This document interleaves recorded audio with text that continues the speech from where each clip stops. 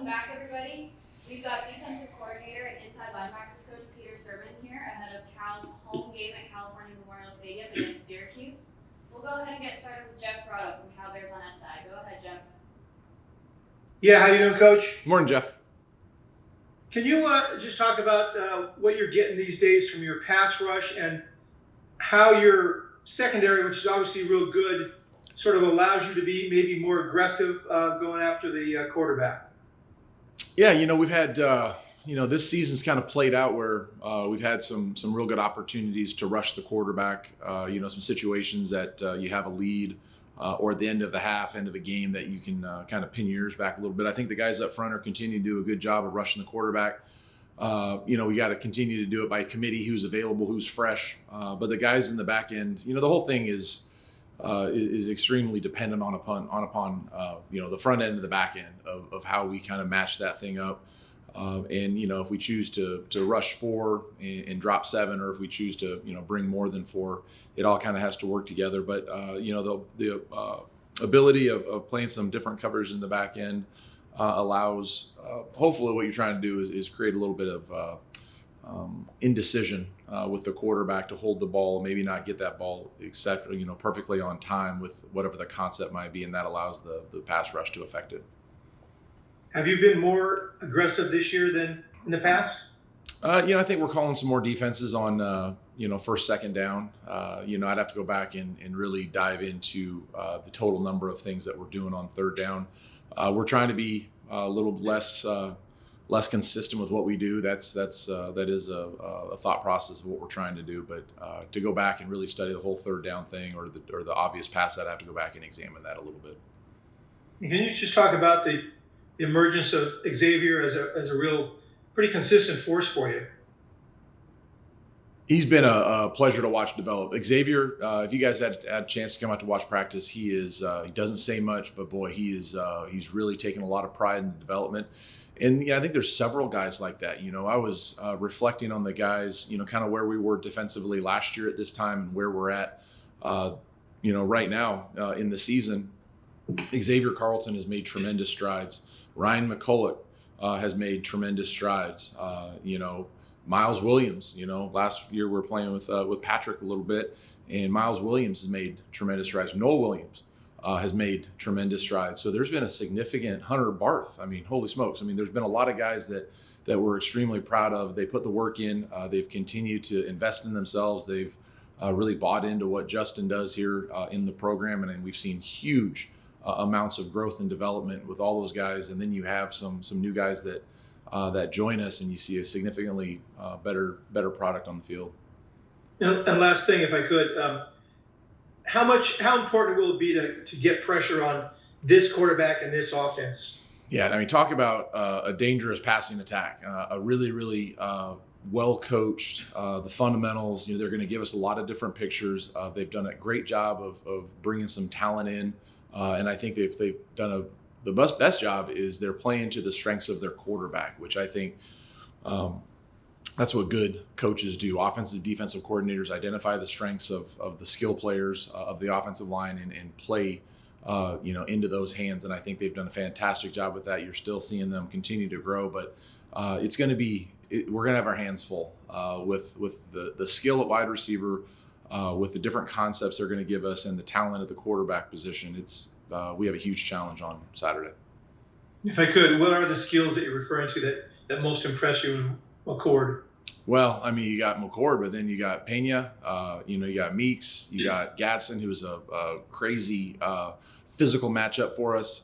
And then the back, I believe the back might be the Syracuse leading receptions from the running back positions. He's extremely involved. So there you got 4 guys that they're spreading the ball around to with targets. So they're going to play. They're going to use the entire field. They're going to stretch it horizontally, vertically, quick game, some shot plays, some of the big box fades that are always challenging to get any support or any help on those DBs with those, and the size of the guys that are doing it are going to be it's going to be a big challenge. Thank you. We'll go to Steve Croner from the SF Chronicle. Hey, good morning, Peter. Good morning. Probably a question that was asked last week, and in some, I'm sure you in in a perfect world, wouldn't want this question asked, but you've lost Kei Luluave again, and you did reference Hunter just a few moments ago. But what how would you evaluate what Hunter and Liam Johnson did, and what do you expect from them going forward? I think they've both done a very, very good job stepping in. The production, I think Hunter's had a couple sacks. He's a stalwart. He's one of the finest special teams players we have. Liam had a huge interception late in the game. So what we've done with them is, Hunter can play both Mike and Will. Liam is still playing the boundary backer for us here, but we're going to still kind of rotate those guys through because they do play so much on special teams. That we just got to keep bringing those guys along. And I think as they get more reps, as they get more experience in what we're doing defensively, I think they'll continue to be that productive force. Teddy's been extremely steady. He's been a great player for us every game. His consistency in approach, his consistency in performance, I'm extremely happy with what he has brought. So those three guys will continue to handle it. And then when Cade gets back, it's a day-to-day kind of thing. When he gets back, then we'll kind of see where we're at and continue to identify and try to evaluate what the best rotation is for those four guys to help us win. Are there any schemes you cannot or are a little hesitant to run without Cade? No.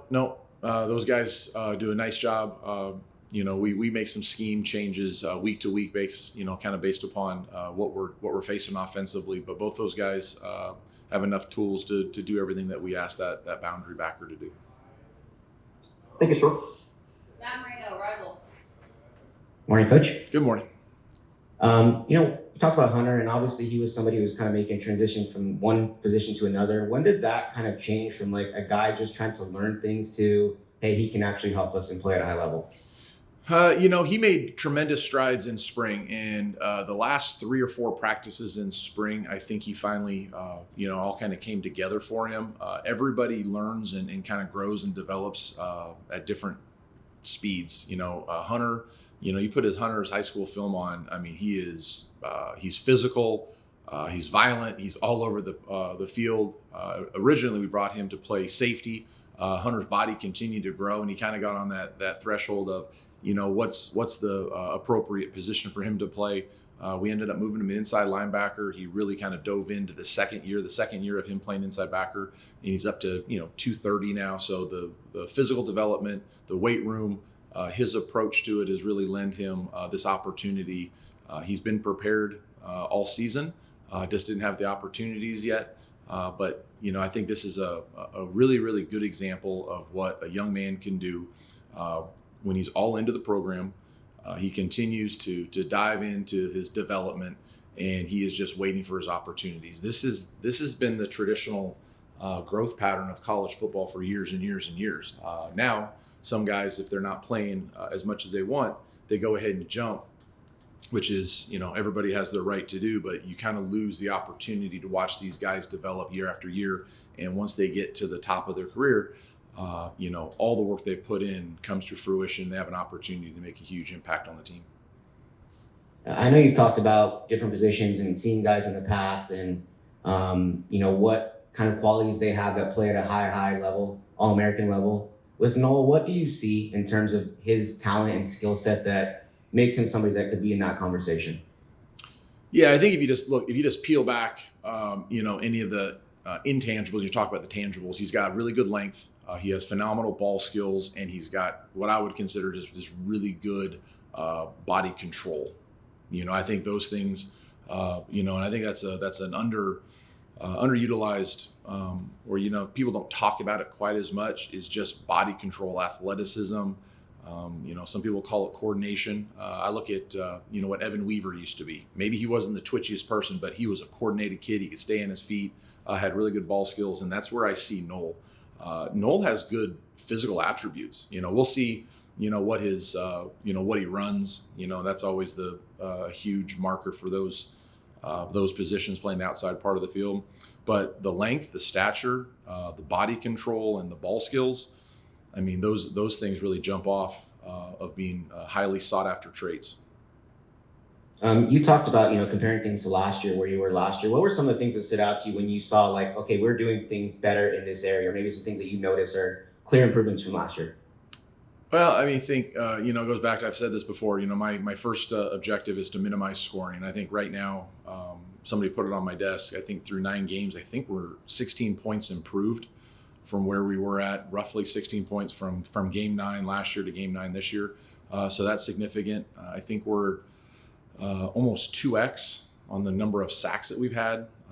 So I think, that we're continuing to trend in a very, very good direction of taking the ball away. I think we finished last season at maybe tied for 1 or tied for 2 or something like that with takeaways, and I think we're trending in that same direction. So the points by far is where we've made significant improvements. We've done a better job of sacking the quarterback.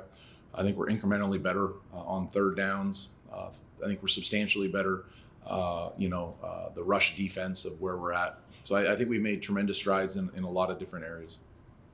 Thanks, Coach. We'll go back to Jeff.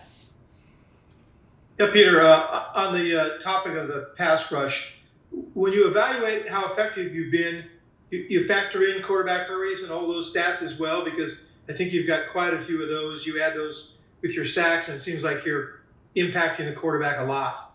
Yes, we do, Jeff. And there's another thing, pass disruptions of, how many times we're tipping balls from the interior rushers. And those are all, those all go a long way towards incompletion, obviously. I think there's probably 3 metrics right there where you got quarterback hits, you got sacks, and then you got the pass deflections or the pass disruptions, however you want to, categorize. So those 3 things, I have to go back and look and see what that cumulative stat is, where you're doing something that ends up impacting completions or incompletions, or ultimately maybe getting some opportunities to cause some interceptions or some takeaways. Thank you.